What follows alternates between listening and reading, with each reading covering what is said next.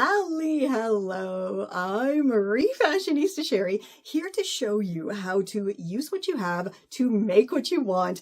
And today we are revisiting tutorials number 15 to 21 of my original 30 Days of Refashions from 2022. And this is all in preparation for my all new 30 Days of Refashions, which starts on September 1st. And why September 1st? Because September is my birthday month. So today I am sharing how to transform scarves into dresses and very cool things you can do with denim and tulle. But if you don't really want to make things for yourself, why not get me to make something just for you to your taste, style, and measurements with one of my amazing Refashionista boxes. Link will be down below for you. And you know what? Let's get making. For this quick and easy project, all you need is a scarf that wraps easily around your body, plus a boxy, loose-fitting top to use as a template, and of course, your sewing gear. So the very first thing I've done is fold my big scarf in half into a triangular shape. So I have a point there and the fold on the other side. Now I'm going to grab the two corners, put them together as evenly as I can, and then fold it in half again. So I now have a point at the top and the folded edges at the bottom, and I still have a very nice triangular shape as evenly as possible. So to create the head hole and neckline of my soon-to-be scarf top, all I have to do is chop off this top point. Now I'm going to chop off a small amount first, just 2 to 3 centimeters worth, and if I need more, then I can always chop off more. So I just tried it on and it won't go over my head, so I have folded it once again with all of these chopped edges as lined up as I could get them, and now I'm just going to go chop off some more. So now my head hole is the perfect size. I am going to go and bind up the edge here because it's definitely going to fray. If you're using like a cotton jersey or sweatshirt or t-shirt type of fabric, you actually do not have to hem up the edges. Just give them a gentle tug and they will curl up onto themselves, and you have a no-sew finished edge. Great. But as I said, this one is going to fray. So I just grabbed this cute little vintage border from my stash, and I'm just gonna stitch that all around that raw edge on the inside, and then I'm gonna fold it around to the front to bind up and conceal that fraying edge there. So I have my trim stitched all the way around the neckline on the inside of my scarf, and now I'm gonna flip it round to the right side and simply grab that stitched on border and fold it around so it will now be facing the outside. And you can see once that is all stitched on, it is going to very effectively stop the fray here and conceal this chopped edge under the pretty lace neckline. How gorgeous did that come out? It is absolutely perfect. And full disclosure, I did not iron this. I mean, I guess I really should have, but I just really slowly and carefully stitched around as I was folding over at the same time, and it came out absolutely perfectly. So I highly recommend using this method whenever you need to kind of bind in those fraying edges. Now it's time for the final step, and then our top is going to be done. This was pretty darn easy so far, so let's get it done. Okay, so I have my top laid out flat, folded into that triangle shape again. I have the neckline at the top. These are the folds here are going to become my shoulders. And of course, down at the bottom, I have that triangle point because I want this to be kind of a handkerchief looking top. Alrighty, now I grabbed my template top here and I'm going to line up the necklines. I mean, they're not really similar size, but it's close enough, okay? And pretty much exactly the same way I created those floaty sleeves on the tutorial I did. I think it was day 3, was it? Where I combined the sweatshirt with the scarf. I'm going to do the same thing here to create my nice floaty looking sleeves. Alrighty, so I have everything lined up here. Now I'm just going to grab a pin and just kind of put it right at the underarm seam, maybe a little bit down there from the underarm seam.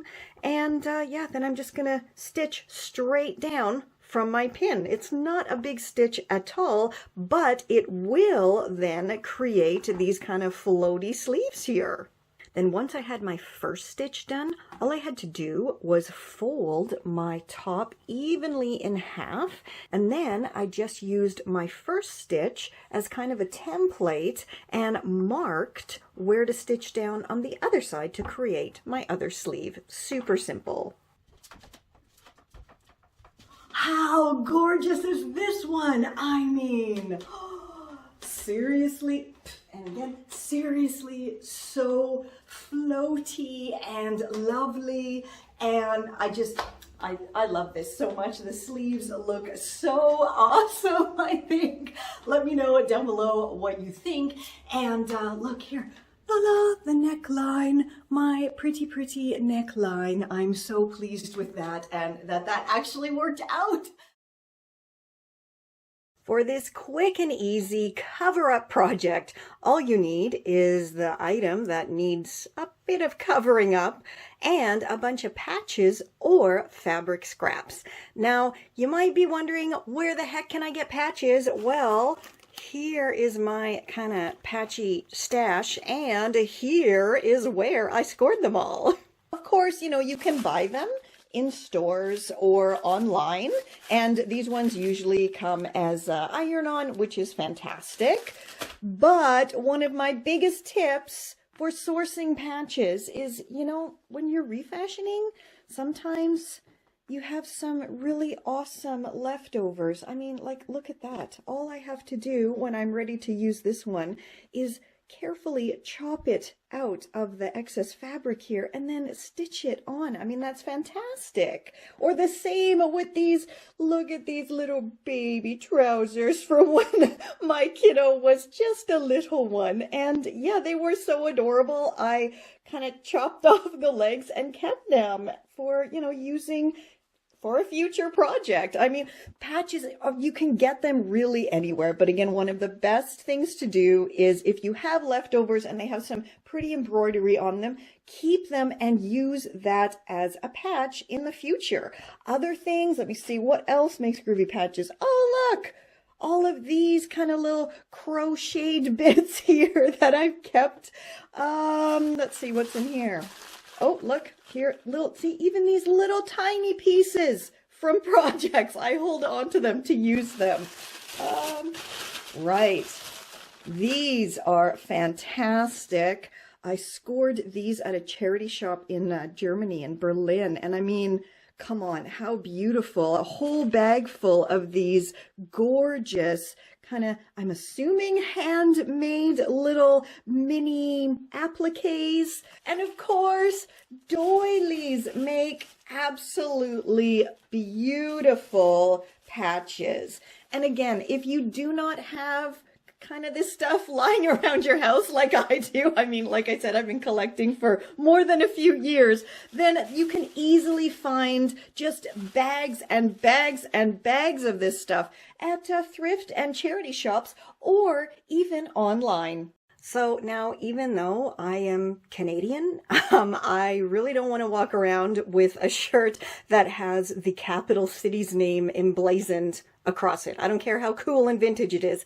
I just don't want to do it. So I have chosen this patch. I think the colors go really nicely and it should be enough to cover that up. And on the back, that damaged area, I'm going to use this one finally that, I chopped out from one of my kiddos' outgrown shorts, and that fits perfectly there. And then the small piece that I have left over from another project that I chopped this one up for is going to cover up there. So let's start with the front. All right, so I have this arranged in a way that it's covering everything up, and I know this is not going to move here. This is covering up the bulk of the lettering, but you can see here, I can't just pin this and stitch this on here because this is going to be bulky and kind of hang awkwardly. So what I'm going to do is just carefully snip this off. Okay. And now I can arrange this perfectly where I want it to be. And I'm just going to tuck that under there. Do like this, tuck this piece under there as well. And now I can go pin this in place. So that is all pinned in place. But as I was doing that, I noticed up here is actually damaged as well, right on the collar. So I think what I'm gonna do is chop off this bit here and use that up on the collar area to cover up this bit of a snag in the collar. So what I call my doodle stitching technique, I think a lot of other people just call freehand stitching, and that is simply when you go back and forth and up and down and all over the place on your patches or your fabric to hold it in place and kind of create these neat little designs all over it. And to me, it looks like doodles, so I call it doodle stitching.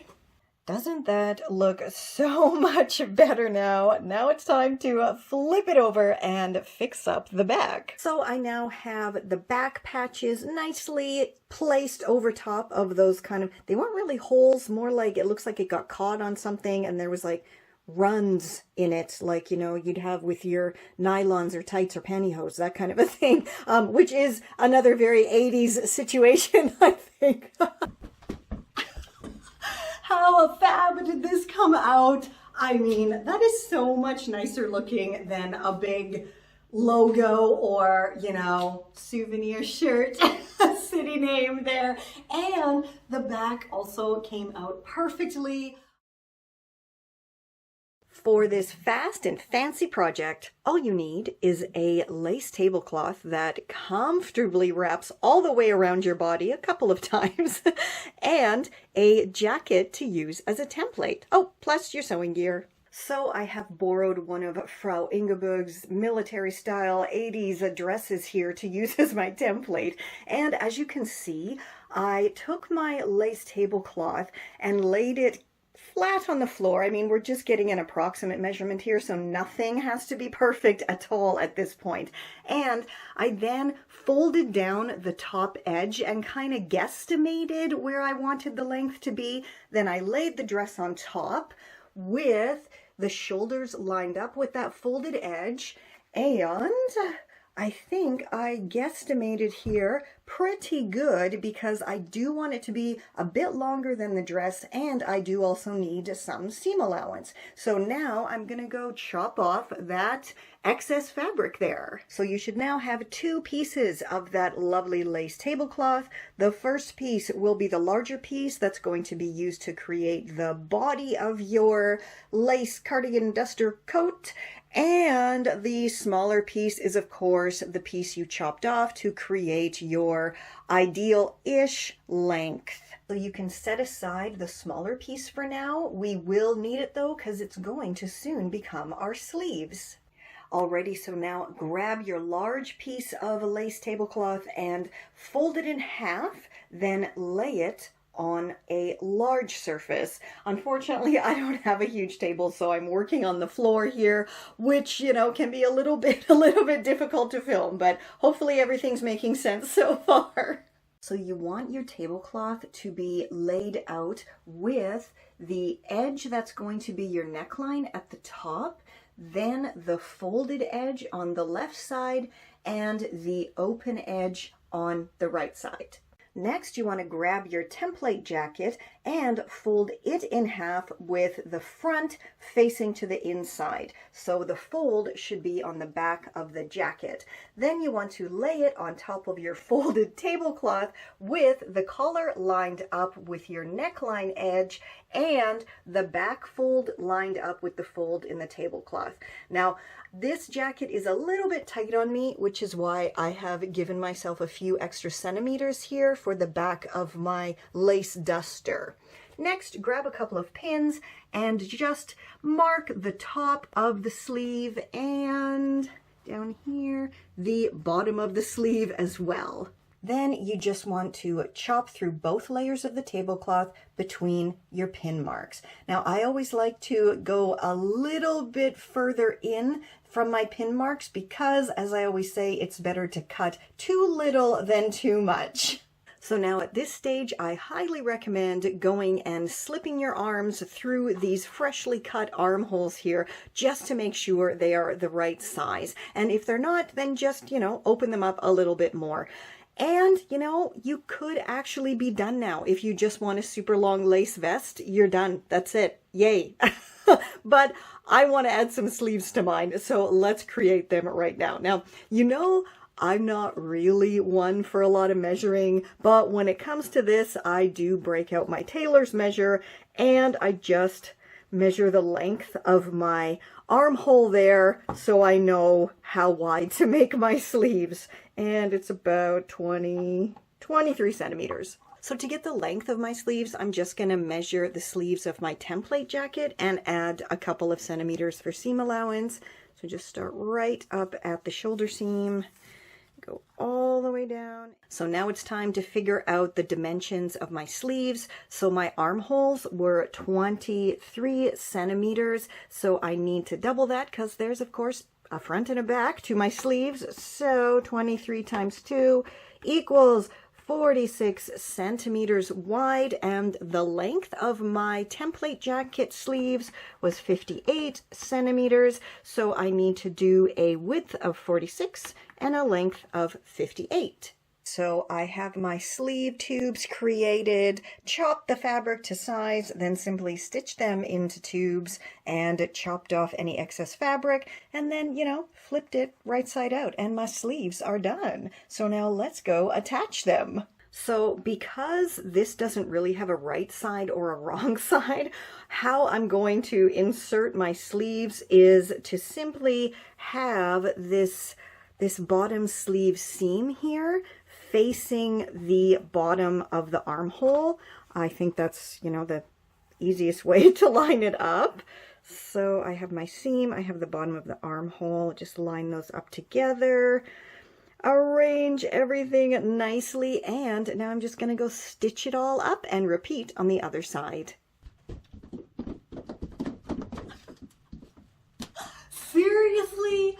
I don't know. When I was making this, I was really having some serious doubts that it was not going to turn out. And even when it was totally done and I put it on, I was still, but now that it's all styled up and, a little bit of Stevie Nicks style going on here. Editing Sheri here, just reminding you to please check out my celeb copycat of Stevie Nicks. Link is down below. For this crazy, quick and easy project, all you need is a long scarf or pashmina or a big length of fabric that you can wrap around your body, as well as an oversized shirt plus your sewing gear. So you want to fold your scarf in half lengthwise and have the fold up at the top. And if you're kind of lucky like me and your scarf had these cool fringes on the sides, these are now going to be on the bottom and be a funky detail on the bottom of my dress. Now I have folded my scarf in half with right sides facing, and it's not always easy to tell on like scarves and shawls and pashminas what's the right side and the wrong side. So if it has like finished edges like this, what you can do is take a look and see which side it was folded over to create, that nice hem there, and then this would be the wrong side. So now I have to create my neckline head hole area, and of course I'm going to do what I always do and fold my fabric, my scarf here, in half again and make it as even as I can. And then I have my point here, and this, I mean, you can even see here, this is pretty much exactly going to be the center of my finished dress, so that's fantastic. So now I'm just gonna chop off a little bit to start, and we'll see how it's gonna fit. So you can see here that the head hole neckline is chopped out, but it is super duper fraying, so I do of course have to bind it just like I did with my handkerchief top tutorial. Okay, so let's do the sides of the dress. Now I've grabbed my oversized t-shirt and, oh hey, do you remember this one? This one was a very, very oldie, but definitely goodie tutorial. I shall link down below, and you can find out how to make your own personalized t-shirt yarn graphic-ish t-shirts. I'm gonna line up the necklines and the shoulder seams, and then I am simply going to mark a little bit down from the underarm seam with a pin, and then I'm just going to sew straight down on both sides from under those underarm seams to create the side seams of my dress. Okay, this neckline is like fraying like it's literal professional job. This is crazy, so it needs this binding desperately. Okay, so I'm just going to do what I always do, and I'm going to start on the inside of the neckline and kind of about halfway down like so, line that up, and then go stitch this on, and then we'll come back for the second step. So now that I have my neckline binding all stitched onto the inside of my dress, I can now flip it right side out, and there you can see it. It is super fraying still, and now I'm just going to fold it over and cover up all of that fray there. I might have to trim a bit of that though. So now it is folded around to the front. I can go and stitch all of it all the way around again. How lovely does that neckline look? That is just perfect. And can you believe it? This was just a belt from a sweater. Like, how awesome. Anyway, let's go try it on and style it up. Again, this came out adorably well, and I mean the neckline is so perfect here. I'm so glad I could finally use this knit belt that's been in my stash for way too long. And best of all, I can wear this, you know, without a belt, with a belt. It is so easy to style with a variety of colored tights if I want to, or just, you know, go bare-legged. I mean, whatever. The only problem with this refashion is this big scarf pashmina was, I'd say, well over 50% wool. So number one, it is super hot right now. And number two, I do have to wear like a slip or something underneath it because it's pretty itchy if I don't. For this super fast and oh so easy project, all you need is a bathrobe with a belt and your sewing gear. So the very first thing you need to do is remove the belt and set it aside for now, but we will need it in a minute. Then put your robe on inside out and decide how short you want your jacket to be. I want mine to be quite cropped, so I'm going to chop it kind of just above the pockets where the waist area is. I still want to be able to use these interior ties though, so I will be cutting it below those. Then fold it in half, inside out, as evenly as possible. Now, bathrobe seams are super duper thick, so you can just kind of line them all up and it makes life a lot easier. And then finally, go ahead and chop it to your desired length. If your robe has belt loops on the outside, then you can just go ahead and chop those off because they're not going to be needed. So next, I'm just going to do a really small, quick hem on the bottom here, just to get this raw edge up and out of the way. So now I'm just going to fold my belt evenly in half and then chop it. So now I have two equal pieces of the belt. So I have one piece of my belt here, and I'm going to take the chopped edge and place it right on the edge, like about 2 centimeters in from the edge of the inside of my soon-to-be wrap coat. And then I'm just going to fold that up and pin it in place, and then repeat on the other side. Now I have both of my belt halves pinned in place. I'm just going to fold up that bottom edge there and then go stitch it all together, and then I'll have my wrap ties in place as well as a lovely clean hem on my jacket. So I just went and tried it on, and I actually don't need these interior ties here, so I'm just going to chop them off and then we can go style it up. Yes, yes, I mean, come on, how adorable did this come out for real? And I mean, God, I just keep saying that, how adorable, how cute, how perfect, but seriously, I am really shocked that all of my ideas so far for the 30 Days of Refashions are really working out well.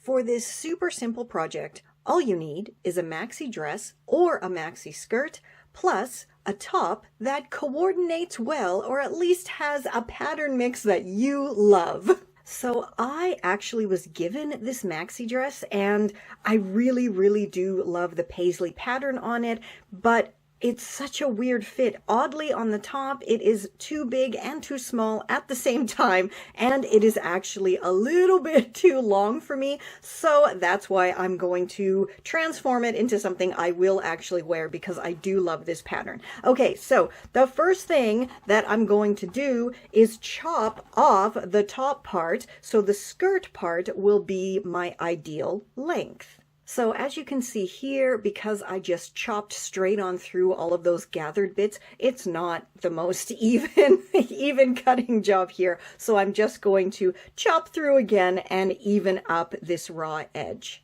So you can see here that the skirt actually has a lining in it, and I do want to keep that because this fabric is quite thin. So I'm just going to go do a really quick stitch all the way around to secure the lining to the exterior fabric. The width of the shirt is not that different from the width of the skirt, so I think what I'm going to do is go gather up the edge of the skirt fabric with my machine and see how close I can get it to the width of the top, and then stitch them together. So let's go find out if I can actually gather fabric properly with my machine. Now, before I try any kind of new to me technique, I do like to test it out on a scrap, and look, that totally worked. So let's pop to the machine and I will show you all of my settings that I did to achieve this. So as you can see, I do have a fairly old machine. I did get it secondhand when I moved back to Canada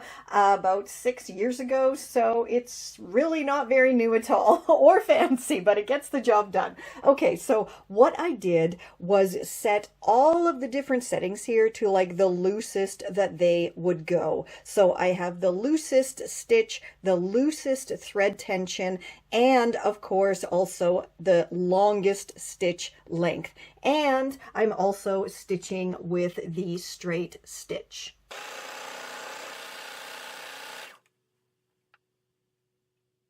So now I have the skirt gathered, I have the bottom of the top gathered, and now let's go put them together. So I'm just going to flip the skirt over top of the top so the right sides will be facing. Ta-da! And I just need to kind of pull the gathers a little bit open on the top so I can get it to perfectly match up with the skirt. Okay, now let's go stitch them together. Yay! Another awesome success! I mean, honestly, these type of refashions are so super simple when you take an existing garment and, you know, stitch it to another existing garment in a new and exciting way. It is It's pretty darn simple. And this is the kind of stuff that I started out doing and I still love doing so much. I mean, let me know down below, what are your favorite refashions to do? Mine are always, you know, the quick and easy ones that have awesome results like this. And also, can you tell me which belt you like best? Because I can't really decide. For this boring to brilliant project, you'll need your basic denim shirt, some sheer fabric like tulle. This is actually the last remaining bits left over from my DIY tulle curtain skirt from 2014. I shall link that oldie but goodie tutorial for you down below. Some elastics, the magical Refashionista ingredient, that is bleach, and of course your sewing gear. So the first thing you have to do is do up a few of the buttons just to keep the front closed. Then, now comes the fun part. We get to do accordion folding, and you want to grab one of the sleeves and fold it up and then back under and then up and then back under and then up again. And then I just like to do another little kind of fold there, and then grab an elastic and put it all around to hold my folds in place. That's it, super simple. Now do the other sleeve. Once you have both of the sleeves folded, then you can move on and do the body of the shirt. I like to go from side to side, but if you prefer, you can go from collar to hem. It's all in your own preference there. And you're just doing the exact same thing, folding in and then folding back behind and then in again, and then back behind, and then in again. Very, very simple. Then I like to fold up the bottom to the center, and of course secure with my elastic. And then I'm going to repeat the same thing with the collar side, and fold in my collar a little bit, and then fold this over to that side. So you're gonna have kind of something that it's just a big folded mess of folds. And now my shirt looks like a very interesting modern art sculpture. I did actually go ahead and kind of squish up the collar a little bit and secured it all with elastics as well. All right, let's move on to the next step. Okay, so I have my sink filled with enough hot water that it should cover up my little denim sculpture here. And now I'm just going to add my bleach, and I don't really measure anything. I just kind of, you know, let's say that was 3 pouring passes around my sink, and that should be more than enough. And then I'm just going to saturate this. And yeah, I really should be wearing gloves because this is bleach. So here we go, kids. Wear gloves when you're doing this. Don't do what I do. Do as I say, as, you know, our parents were so fond of telling us. Anyway, now I'm just going to leave this here and come back every 20 minutes to half an hour and check on the lightning and see how it's going. Yeah, so I'd say it is definitely time to take this out.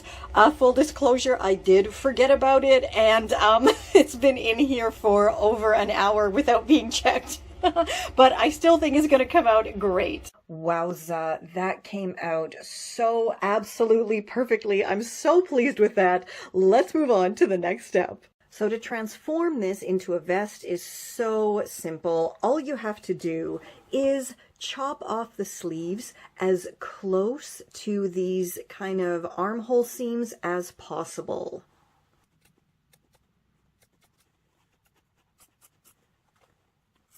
So now that the sleeves are off and I'm just kind of looking at how cool the cuffs are, I'm thinking if I have enough of the curtain fabric left, I just might add sleeves to this in the exact same way that I did to my denim dress to jacket refashion. I shall link that down below, and let me know what you think. Let me know if you think I should add sleeves to this once it's all done or not. So now I have all of the buttons undone on my vest, and I'm just going to pop up the collar here just to make life a bit easier and grab my curtain fabric. And now I'm pretty much just gonna do like an overlay. Okay, it is all now really loosely pinned in place, and I'm gonna go stitch it all together, but how I'm gonna do it is by following these kind of bulky seams here. So I'm going to be stitching all along here, all along the button placket, and then once it's stitched on, I can just go and trim off the excess kind of overhanging fabric. So now you can definitely see better what I meant. And there, I just stitched all along right beside the button placket there. I also went all the way around the pocket, all the way around the shoulder seam, and now I just have to go cut off all of this excess fabric and, of course, you know, free the pocket from the little cage it's in right now too.